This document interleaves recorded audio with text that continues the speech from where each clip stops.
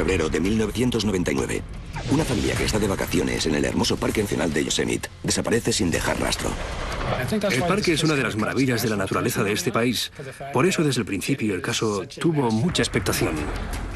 La serenidad de este paraíso terrenal pronto se verá quebrantada por la violencia. Era una escena dantesca y provocó una gran conmoción. La gente no solo estaba impactada, sino que además tenían miedo. Informe criminal. El asesino del parque de Yosemite. El Parque Nacional de Yosemite, en California, es un paraíso silvestre con lagos de agua cristalina, vivos riachuelos y montes escarpados de las sierras altas. El Parque Nacional de Yosemite es uno de nuestros grandes tesoros nacionales. Tiene cascadas naturales, senderos preciosos y es un lugar al que acuden familias de todo el país durante sus vacaciones. En el parque de Yosemite no suele haber mucha delincuencia. Sin embargo, es cierto que cada año en el parque desaparecen algunas personas. Al año tiene unos 3 millones de visitantes y no es fácil controlar a todo el que entra y sale.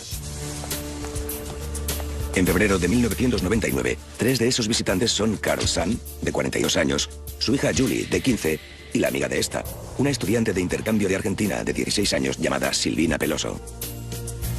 Yosemite es el plato fuerte de un viaje de 6 días por carretera que empieza el 12 de febrero en San Francisco, donde Carol alquila un coche tras llegar en avión desde la ciudad donde viven, Eureka. Puedo asegurarles de que Carol Sand era una madre estupenda y una magnífica persona. Había decidido llevar a su hija y a Silvina de viaje para que éstas tuvieran un recuerdo inolvidable antes de que ésta regresara a su país natal, la Argentina. El plan era enseñarle a Silvina el parque de Yosemite y luego ir hasta el Gran Cañón de Arizona para que Silvina no se marchara sin ver estos lugares emblemáticos. El día de San Valentín, Carol y las chicas llegan a la ciudad de El Portal, situada en la punta occidental de Yosemite, y se instalan en la habitación 509 del Hotel Cedar Lodge. El hotel se compone de una serie de edificios de 2 plantas que se extienden a lo largo de más de 100 hectáreas de la finca. No hay más clientes en el edificio en el que se alojan las 3 mujeres, por lo que están solas y aisladas de la oficina central y el restaurante del hotel. El lunes 15 de febrero amanece frío pero despejado. Carol y las chicas pasan todo el día explorando la inmensidad del valle de Yosemite con su Pontiac Grand Prix de color rojo. Tras todo el día fuera, Carol y las 2 chicas regresan al hotel a última hora de la tarde. Las chicas cenan en el restaurante y vuelven a su habitación justo después de las 7:30. Carol llama a su marido, Jens, para avisarle de que al día siguiente harán otra excursión antes de encontrarse con él y con el resto de la familia en el aeropuerto de San Francisco. Estuvieron viendo películas que habían alquilado en el hotel. Se lo estaban pasando en grande durante el viaje. Martes 16 de febrero de 1999. Jens Sand y sus 3 hijos menores llegan al aeropuerto de San Francisco. Pero no hay ni rastro de Carol ni de las 2 jóvenes. Pensó que seguramente se había equivocado de lugar, por lo que decidió llegar hasta Arizona. En Arizona tampoco pudo localizar a Carol y empezó a preocuparse. Todo el mundo decía que Carol Sand era puntual y organizada y que era como un reloj. Por eso, cuando no apareció, su marido supo que algo no iba bien. Lo primero que hizo fue llamar al hotel Cedar Lodge y preguntar si Carol y las chicas se habían marchado. Y le dijeron que no habían devuelto la llave en persona. La recepcionista le dice a Jens que muchas veces los clientes se marchan temprano, cuando recepción aún está cerrada, y dejan la llave en la habitación. Este parecía haber sido el caso de las clientas de la habitación 509. El coche ya no estaba allí. Parecía que se habían duchado aquella mañana porque las toallas estaban mojadas y en el baño parecía como si 3 mujeres se hubiesen estado preparando para salir. Lo siguiente que hizo Jens fue denunciar la desaparición a la policía del condado de Mariposa. No era propio de Carol. Ella habría avisado a todo el mundo de dónde estaba. Por eso cogí el coche y me fui al hotel donde se hospedaban. En el camino encontré a varios agentes que buscaban a ambos lados de la carretera. Así que pude comprobar que la búsqueda ya iba a todo gas. Durante la fase inicial de la investigación, no sabíamos qué le había pasado a la familia, por lo que decidimos emprender una búsqueda a gran escala junto al equipo de búsqueda y salvamento de Yosemite. Más tarde se unieron al equipo agentes del FBI y otros agentes de la zona, así como personal de búsqueda y salvamento del condado de Mariposa. En la búsqueda participaron cientos de voluntarios que trabajaron en condiciones adversas y peligrosas para tratar de encontrar a las 3 mujeres y al vehículo en el que viajaban. Gracias a la búsqueda pudimos recuperar 27 coches robados que hallamos fuera de la carretera. Pero desgraciadamente no encontramos ni rastro del vehículo que había alquilado Carol para el viaje. Viernes 19 de febrero de 1999. A 140 kilómetros al noroeste de Yosemite, un estudiante de secundaria encuentra un tarjetero de plástico en un lugar cercano a una intersección muy transitada de Modesto, California. En su interior encuentra tarjetas de crédito y un carnet de conducir que pertenecen a Carol Sand.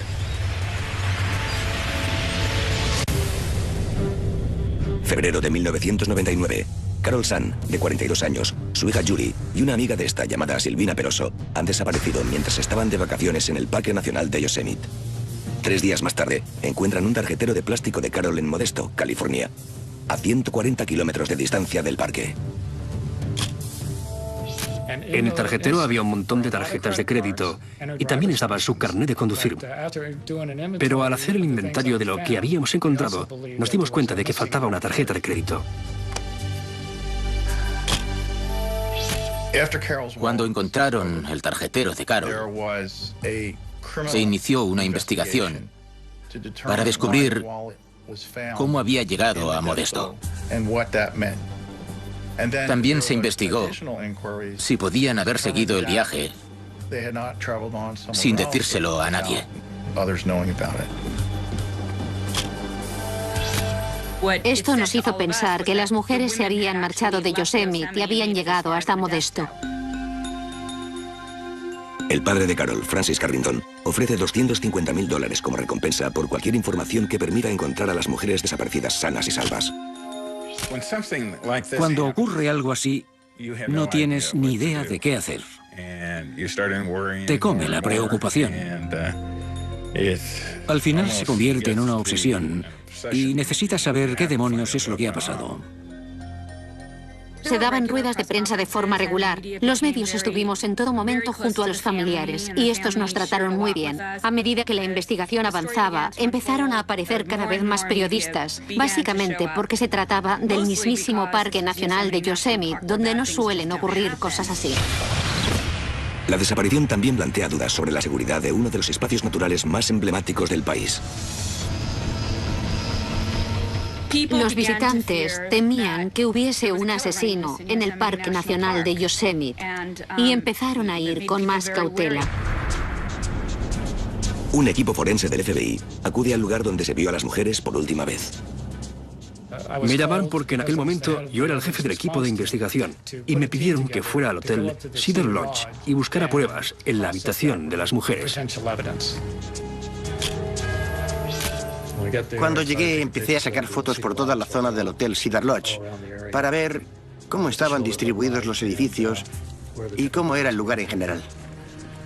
Lo que más me llamó la atención fue que no había demasiada gente en el hotel en aquella época del año. Su habitación era la única que estaba ocupada de todo el edificio. Me daba escalofríos pensar que había un lugar tan solitario en el interior del complejo. Después saqué una fotografía de la habitación nada más entrar y a continuación empecé a fotografiar todo lo que encontraba sin mover las cosas de sitio. Cuando entramos en la habitación 509 del Hotel Cedar Lodge, los de la oficina del sheriff del condado de Mariposa ya habían estado allí. Habían sacado fotografías, habían recogido algunos objetos que la familia había dejado y habían buscado huellas dactilares. Por eso no esperábamos encontrar nada nuevo. De todos modos, decidimos entrar, recoger las huellas dactilares y buscar alguna otra pista que pudiese haber. Me metí en la bañera y miré en el desagüe para sacar los pelos y todo lo que encontrara allí abajo. Pasamos la aspiradora por la moqueta en busca de pelos, fibras y cosas por el estilo. Recortamos la moqueta para mirar si había sangre por debajo, pero no encontramos nada. No había nada que indicase que hubiera tenido lugar algún tipo de violencia en la habitación. Sin embargo, hay algo que llama la atención del equipo. Faltan una sábana de color rosa y la funda de un cojín. Cuando empezamos a interrogar al personal del hotel, nos dimos cuenta de que no tenían controlado el número de mantas y sábanas que había en las habitaciones. Pensábamos que alguien se las habría llevado porque había una almohada sin funda y nos pareció extraño.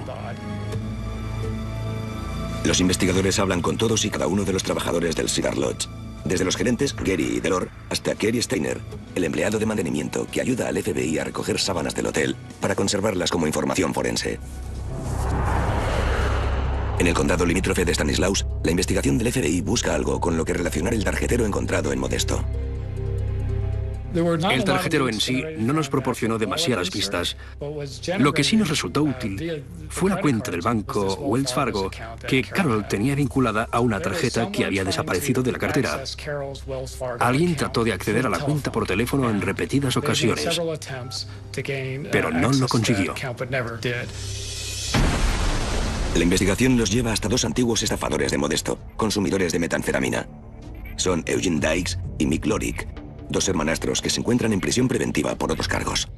Entre sus antecedentes había violaciones, secuestros, agresiones contra mujeres y una gran cantidad de delitos violentos hacia todo tipo de personas.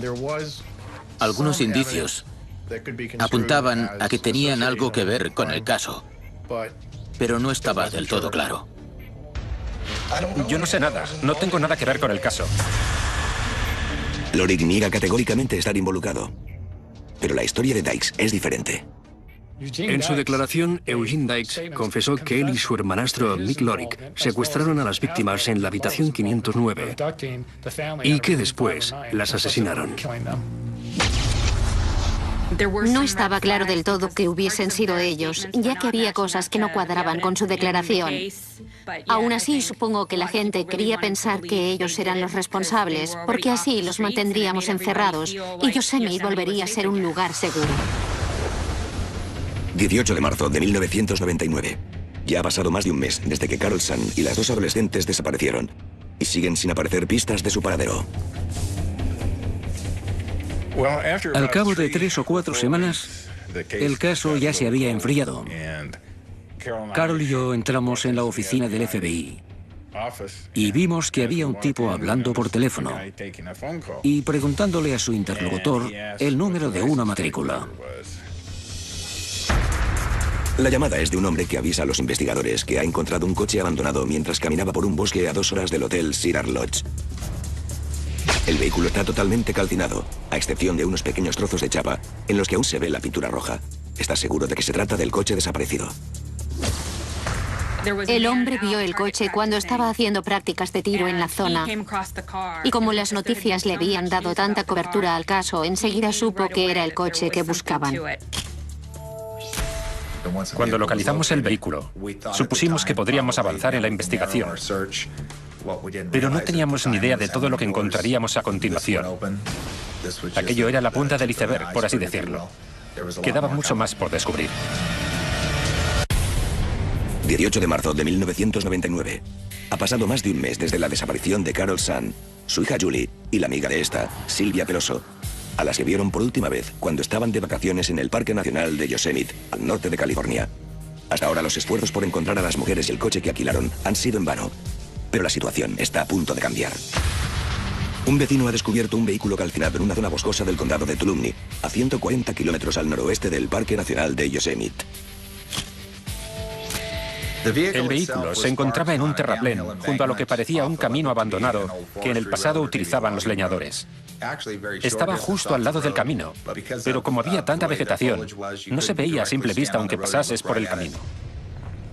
El vehículo no era más que un amasijo de hierro calcinado. Estaba destrozado. Y de los neumáticos ya no quedaba ni rastro porque habían ardido del todo. Las llantas estaban un poco fundidas, los cristales hechos añicos y todo lo que había en el interior también se había derretido por el calor. Conseguimos identificar el vehículo gracias a una matrícula que encontramos junto a él. Y por supuesto, la patrulla de carreteras de California también vino y comprobó que, en efecto, se trataba del mismo número de matrícula que estábamos buscando. Vamos a inspeccionarlo. Establecimos dos perímetros. Uno era lo que yo llamo perímetro interno, en el que trabajaba el equipo forense buscando pruebas en el coche y por toda la zona a su alrededor, como fluidos inflamables, utilizados como acelerantes, material de ADN, etc. En el perímetro externo había agentes de búsqueda y rescate del condado de Tulumne, peinando la zona en busca de pistas. Nos encontrábamos a unos 50 metros del vehículo, pero los árboles y los arbustos nos impedían verlo. Durante la búsqueda encontré un bolso entre unos arbustos. Cuando lo abrimos, encontramos dos cámaras de fotos, la tarjeta de crédito de Carol Sun y un recibo que habíamos estado buscando en el Hotel Cedar Lodge. Era el recibo de la última comida que hicieron allí. En el maletero del vehículo calcinado, los investigadores encuentran algo espeluznante: los esqueletos de dos de las víctimas. Pudimos identificar a Carol gracias a un examen dental. También teníamos en los registros las huellas dentales de Julie, pero no coincidían con las de la segunda víctima, por lo que dedujimos que se trataba de Silvina. Más adelante pudimos corroborarlo mediante pruebas dentales y de ADN. Aquello nos dejó muy afectados. Nos sentíamos impotentes. Ya no se podía hacer nada. Por mucho que creas que estás preparado para cuando llegue la noticia, el impacto siempre es brutal. Nosotros pensábamos que estábamos preparados, pero no era así. El triste hallazgo de Carol Sun y Silvina Peloso se vuelve incluso más trágico cuando revelan el carrete de las dos cámaras. Había fotos de las niñas jugando en el parque de Yosemite. Se las veía patinando sobre hielo o yendo de excursión. En las fotos de una de las cámaras salían la fecha y la hora, y se veía a las chicas jugando en la habitación el día 15 de febrero. También había una foto de Carol, que era lo más tarde que se les había visto con vida.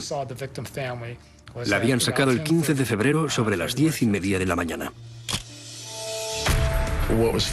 Lo que no perdíamos de vista ni por un segundo era que aún había una chica desaparecida, que podía seguir viva y estar secuestrada en manos de un agresor, por lo que empezamos a poner nuestros esfuerzos al máximo. Nos llegaban mensajes de aliento de casi todos los rincones del planeta.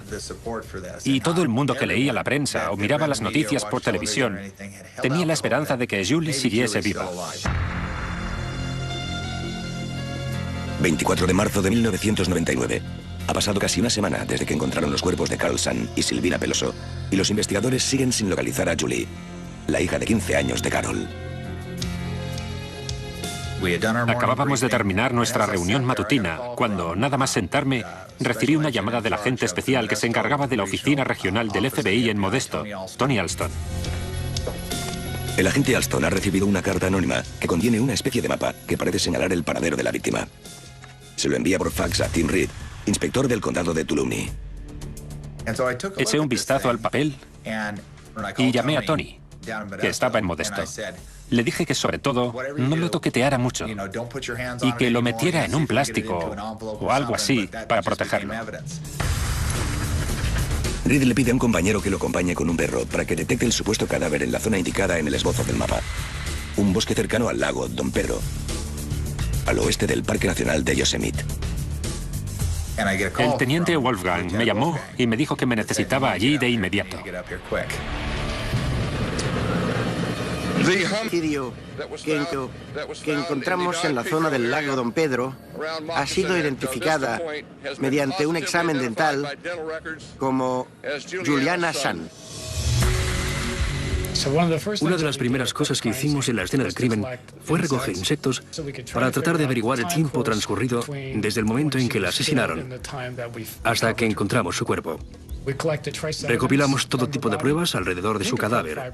Las fibras acrílicas de color rosa que había sobre ella pertenecían a las sábanas de la habitación 509. Cuando recuperamos el cuerpo de Julie, los medios de comunicación volvieron a centrar su atención en el caso, porque la semana anterior se había encontrado el vehículo con los cadáveres de su madre y Silvina.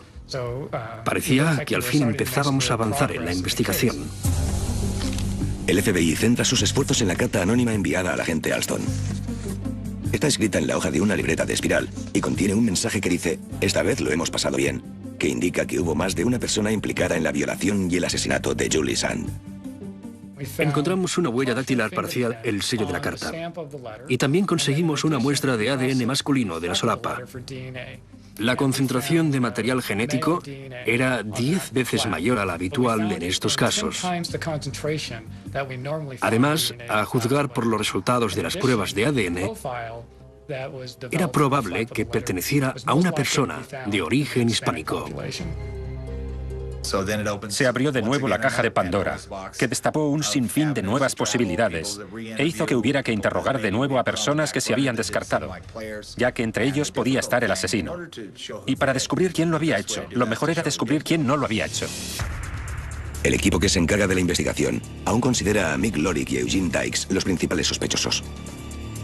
No cesábamos de buscar pruebas que vincularan a Dykes y a Lorick con los asesinatos, pero no encontrábamos nada. Por eso empecé a dudar de que esos dos tipos fueran los responsables. Y creo que no era el único en la oficina que pensaba así. Había algo que no encajaba. La policía y las poblaciones cercanas al Parque Nacional de Yosemite están a punto de descubrir hasta qué punto se equivocan. Julio de 1999. Han pasado 5 meses desde los trágicos asesinatos de 3 mujeres que pasaban sus vacaciones en el Parque Nacional de Yosemite. El grupo de investigación, compuesto por agentes del FBI y de la Policía del Condado, continúa buscando pruebas concretas que vinculen con el crimen a los 2 sospechosos, Eugene Dykes y su hermanastro Mick Lorick. En el Parque Nacional de Yosemite, todo sigue igual. Y el número de turistas sigue aumentando día a día. Joy Ruth Armstrong, de 26 años, se dispone a pasar un nuevo día en su lugar favorito de todo el planeta. Su sueño hecho realidad. Joy Armstrong era una joven naturalista que acababa de llegar a Yosemite con su novio. Vivían dentro del parque y a menudo llevaban a sus hijos de excursión por la naturaleza. Se enorgullecía de trabajar de profesora en el Instituto Yosemite y estaba encantada de poder vivir en un entorno tan maravilloso. Tenía 2 compañeros de piso, su novio y otra mujer. Tenían alquilada una cabaña del Servicio de Parques Nacionales, que estaba bastante apartada, aunque tenía un camino frente a ella y también un pequeño puente que la conectaban con el portal, el pueblecillo en el que se encuentra el Hotel Cedar Lodge. El 21 de julio de 1999 por la tarde, Joy Armstrong está sola en la cabaña, preparándose para quedar con sus amigos en Sausalito. Joy se preparaba para ir de excursión con un grupo de amigos de la zona de la Bahía de San Francisco. Estaba guardando en el maletero el equipo y las provisiones que necesitaba para el viaje. Jueves 22 de julio de 1999. Las autoridades del parque reciben una llamada por la mañana. Joy Armstrong no se ha presentado en Sausalito. Sus amigos se preocuparon mucho porque no había ido a Sausalito para encontrarse con ellos. Por eso llamaron al Servicio de Parques Nacionales y les pidieron que comprobaran si Joy estaba en casa. Los guardas forestales ven que su vehículo sigue aparcado junto a la cabaña, cargado con todo lo necesario para el viaje. Uno de los agentes se percata de que la puerta de entrada está entreabierta. Se detuvo y oyó una música que provenía del interior. Me dijo que, nada más entrar, se le puso la piel de gallina al darse cuenta de que la cabaña había sido el escenario de un violento asesinato. Pidió refuerzos y acordonaron la zona. A continuación, se pusieron manos a la obra y fueron ellos mismos quienes hallaron el cadáver de Joy en un riachuelo. Su cuerpo yace parcialmente sumergido en una zanja de drenaje situada a pocos metros de la cabaña. Pero su cabeza no se encuentra por ningún lado. Descubrieron que había luchado con todas sus fuerzas hasta el último segundo de su vida. Pero era una mujer más bien pequeña y no fue rival para su asesino. Al investigar la escena del crimen de Joy, encontramos marcas de neumáticos en la arena y como temíamos que se perdieran, decidimos recogerlas antes que nada. La mejor manera de recoger este tipo de pruebas es con una cámara de fotos. Normalmente sacamos fotos desde diferentes ángulos para asegurarnos de que no perdemos ningún matiz. Luego enfocamos un poco más adelante, pero siempre manteniendo un trozo de la anterior fotografía en el objetivo y asesivamente ascendente hasta que estamos seguros de que hemos registrado toda la circunferencia del neumático. Así es como nos dimos cuenta de que había un vehículo que tenía dos tipos de neumático diferentes, lo cual era bastante excepcional. También encontramos dos grupos de pisadas.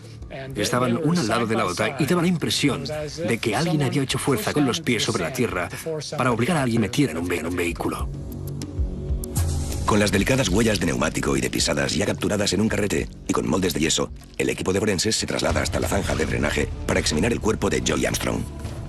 Parecía que había sido víctima de una agresión sexual, porque tenía los botones del pantalón desabrochados, la cremallera bajada y la camisa subida. Cuando los medios hacen pública la información del caso, los habitantes de las poblaciones cercanas quedan conmocionados con el nuevo asesinato en este paraíso terrenal.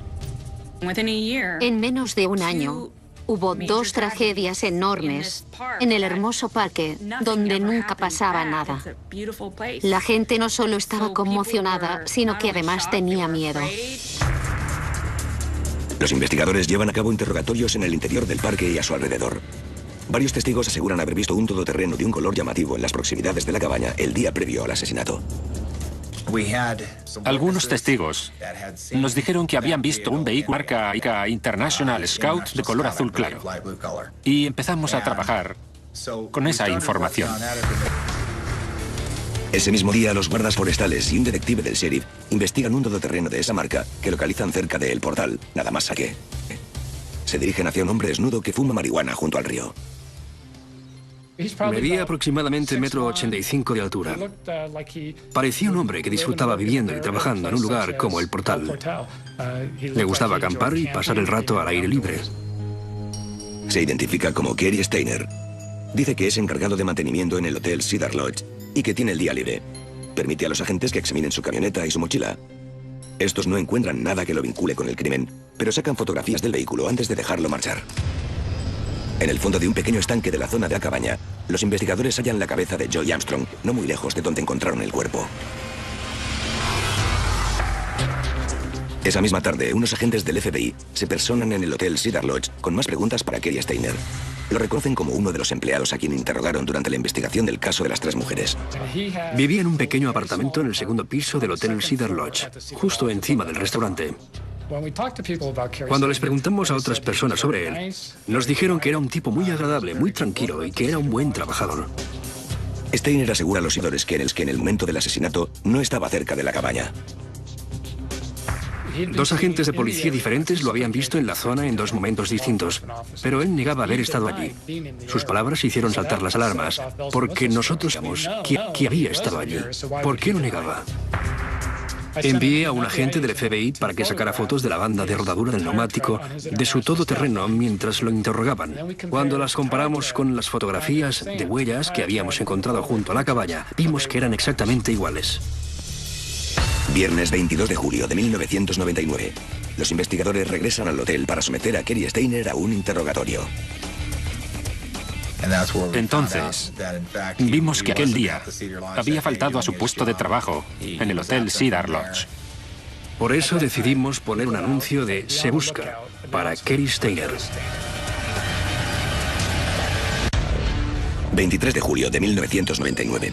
Tras el brutal asesinato de la naturalista del parque de Yosemite, Joy Armstrong, las autoridades están en busca de Kerry Steiner, un encargado de mantenimiento del hotel Cedar Lodge. El diario Chronicle informó al día siguiente de que lo estaban buscando. Alguien que leyó el artículo llamó a los detectives para decirles que había visto a Kerry en un campamento nudista. Y estos mandaron al agente Jeff Reineck para que fuera a buscarlo. Jeff Reineck llega con otros agentes a Laguna del Sol, cerca de Sacramento, la mañana del 24 de julio. Alguien les avisa de que Cary Steiner está en el restaurante del camping. Cuando Cary Steiner se dio cuenta de que estábamos allí, se levantó y se puso las manos en la cabeza. Este no es un comportamiento nada normal. Porque además lo único que pretendíamos era llevárnoslo para interrogarlo. E incluso me ofrecí para volver a traerlo en coche hasta Laguna del Sol cuando termináramos. Cuando el agente Reineck acompaña a Cary Steiner y salen del edificio, de repente recuerda que su apellido coincide con el de otro caso famoso de desaparición. El hermano menor de Cary Steiner, Steven, fue secuestrado hace más de 20 años. Sabía quién era Steven Steiner, porque mi trabajo básicamente consistía en encontrar a niños secuestrados y desaparecidos. En 1973, Steven Steiner fue secuestrado cuando iba de la escuela a casa, y su búsqueda fue noticia en todo el territorio nacional. Steven Steiner estuvo desaparecido durante 7 años, y su secuestrador abusó sexualmente de él durante todo ese tiempo. Cuando aquel hombre pensó que ya se había hecho demasiado mayor, decidió hacerse con otro niño.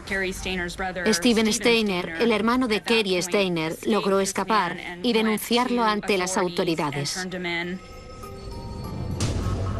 Nos dirigíamos a la oficina del FBI y le pregunté si podía hacerle preguntas sobre su hermano, y él accedió.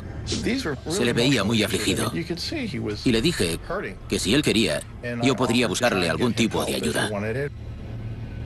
Hablamos mucho sobre el concepto de pasar página, y dijo que pasar página no era olvidarse de todo, sino más bien tratar de continuar con tu vida con cierta normalidad. Durante el trayecto en coche, Cary Steiner y Jeff Reineck conectaron de una manera excepcional. Enseguida se cogieron confianza el uno con el otro. En las oficinas del FBI recogen las huellas dactilares de Steiner. Me pidieron que le sacara algunas fotos. Era un tipo bastante alto, tenía la piel morena por el sol, iba aseado y era bastante simpático. Me preguntó si pensaba que él era el asesino. Y yo le dije que no podía ser. Era demasiado agradable para ser un asesino. Antes de realizarle la prueba del polígrafo, Steiner solicita hablar con Jeff en privado. Se sentó en la silla y me dijo cabizbajo que era una mala persona y que había hecho cosas de las que no se enorgullecía en absoluto. Me dijo que a veces deseaba la paz en el mundo y sentía la belleza de la vida, y que otras veces tenía ganas de matar a todo el que se le pusiera por delante. Yo no tenía ni idea de qué podía decirle, pero sabía que él lo estaba pasando mal. Mientras los agentes del FBI siguen grabando la charla, Steiner le cuenta al agente Reineck que 3 días atrás había ido a Yosemite a buscar a Bigfoot, por el cual estaba obsesionado. Allí fue donde vio a Joy Armstrong para su viaje. Se sintió atraído por ella y entablaron una conversación. Decidió que tenía que secuestrarla, por lo que volvió a su vehículo para buscar ciertas herramientas que servirían a su fin. Una mochila, cinta aislante, una navaja y una pistola. Steiner explica que agarró a Joy por detrás y la obligó a entrar en la cabaña a punta de pistola, donde se valió de la cinta aislante para inmovilizarla. La ató, la metió en el coche y mientras se la llevaba hacia otro lugar, la chica se escapó por la ventanilla del copiloto y una vez fuera del coche, empezó a correr despavorida. Él detuvo el vehículo y corrió tras ella hasta que la atrapó. Y al ver que no podía controlarla, asesinó. En un principio, por las circunstancias del asesinato, los investigadores creyeron que había sido un crimen cometido en la pasión del momento, pero después llegaron a la conclusión de que la mató simplemente porque estaba furioso de que opusiera resistencia. Es la espeluznante confesión de un hombre que ha permitido que sus fantasías le hagan rebasar los límites de la razón. Jeff Reineck está a punto de descubrir que no es la primera vez que mata a alguien. Le dijo a Jeff que les ayudaría a cerrar el caso de las otras 3. Este le preguntó, ¿el caso de Carol Sann, Julie Sann y Silvina Peloso? Y Steiner dijo que sí. Cary Steiner le cuenta al agente Reineck el primer día que vio a Carol Sann y a las 2 jóvenes en su habitación del hotel Cedar Lodge. Tenía la fantasía de practicar sexo con 2 chicas jóvenes. Y en un momento dado, decidió volver a la habitación y pasar a la acción. Steiner llama a la puerta. y le dice a Carol Sann que ha ido a arreglar una gotera, pero esta no le deja pasar. Luego le dijo que lo consultaría con su jefe y las cambiarían de habitación. Para ahorrarse tantas molestias, al final Carol le dejó entrar. Se metió en el lavabo, fingió y acto seguido, salió del baño con una pistola en la mano. Steiner ata a las 3 mujeres y encierra a las 2 adolescentes en el baño. A continuación, estrangula a Carol Sann en el dormitorio. Luego sacó su cadáver de la habitación y lo metió en el maletero del coche de alquiler. Y después regresó a la habitación para violar a las 2 chicas, Julie y Silvina. Silvina se pone histérica, por lo que decide meterla en la bañera y estrangularla también. Julie Sann se queda completamente sola. Al final, intentó violar a Julie, pero no consiguió tener una erección, cosa bastante común en este tipo de casos. Pero mientras lo intentaba, Julie se comportó como una verdadera heroína, ya que aguantó e hizo todo lo que Steiner le pidió para tratar de sobrevivir. No sabía que su madre y su amiga ya estaban muertas. Antes de que amanezca, Steiner se lleva a Julie a otra habitación y guarda el cuerpo de Silvina junto al de Carol en el maletero del vehículo de alquiler. Se deshace de todas las huellas y humedece un poco las toallas para que parezca que las mujeres se ducharon antes de marcharse. Envuelve a Julie en una sábana rosa del hotel. Coge una funda de almohada y se la lleva. Cuando se llevó el coche hasta Don Pedro, sabía que tenía que terminar lo empezado. Y entonces fue cuando decidió matarla. Tras esconder el cadáver de Julie, estaciona el vehículo de alquiler en un bosque y vuelve al hotel Cedar Lodge en taxi. 2 días más tarde regresa al bosque, rocía el coche con gasolina y le prende fuego. Kerry Steiner le dijo a Jeff que cogió el tarjetero de Carol y lo dejó en una esquina de Modesto para despistarnos. Su intención era confundirnos y llevarnos por donde no era. También admite haber enviado la carta anónima tras cerrar el sobre con la saliva de un chico al que pagó para que escupiera en un vaso. Había cogido la idea de un programa sobre asesinatos que daban por la tele y sabía que era una buena manera de agregar el material genético de otra persona. Todo lo que había en la carta era para despistar. La frase de "esta vez lo hemos pasado bien" era para hacernos pensar que había más de un responsable. Lo único que sí que pertenecía al asesino era la huella dactilar. Finalmente, Kerry Steiner proporciona a la policía todos los cruentos detalles necesarios para su detención. Lo que me pareció interesante fue que era la antítesis de Eugene Dykes. Dykes era un tipo que con solo verlo, por su apariencia y su forma de hablar, pensarías que era un delincuente. Kerry Steiner era todo lo contrario. El 14 de septiembre del año 2000, Kerry Steiner se declara culpable ante el Tribunal Federal por el asesinato de Joy Armstrong. Según tengo entendido, la madre de Joy, Leslie, no era partidaria de la pena de muerte, por lo que al final lo condenaron a cadena perpetua sin posibilidad de libertad condicional. Por los asesinatos de Carol y Julie Sann y de Silvia Peloso, Kerry Steiner es juzgado en el Tribunal Estatal de California. Nunca lo he pasado tan mal en mi vida como durante aquel juicio. Pero tenía que hacerlo, por Carol, por Silvina y por Julie. Tenía que estar allí representando a mi familia y tenía que ir a todas las audiencias que se celebraran. Cuando un asesino como él provoca tanto dolor, lo mejor es terminar cuanto antes. No podría volver a soportar un juicio como aquel. Pero me alegro de haber aguantado. Y también de que al final lo encerraran. En otoño de 2002, condenan a muerte a Kerry Steiner por los 3 cargos de asesinato en primer grado. A fecha de 2008, sigue esperando su ejecución en el corredor de la muerte de la prisión de San Quentin. Su encarcelamiento puso fin a una larga y terrible historia. Todo el mundo se compadecía de la familia Carrington y la familia Peloso. No eran más que personas buenas y honradas que tuvieron que pasar por un terrible calvario durante años. Nosotros tratamos de pasar página, de decir fin de la historia y no darle más vueltas. Pero a mí personalmente me costó 6 o 7 años empezar a salir a flote. Ahora pasamos mucho tiempo con nuestros hijos, nuestros nietos y los bisnietos. Y tratamos de que el amargo recuerdo no arruine nuestras vidas ni las suyas. 4 vidas perdidas son suficientes.